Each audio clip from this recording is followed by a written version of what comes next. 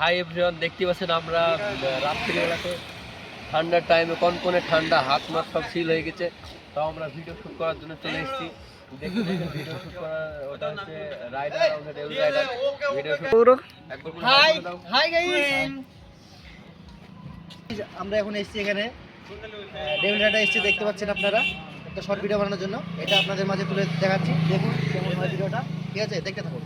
আর এটা হচ্ছে রাইডারের ছোট ভাই, দেখলেন একটা এক্সারসাইজ দেখাবে। কেমন হয়েছে বলবেন গাইস, কমেন্ট করে। ডেভিল রাইডারের শর্ট ভিডিও আপনাদের মাঝে তুলে ধরলাম। আপনারা কি চা খাবেন না? আমি চা খাবো না।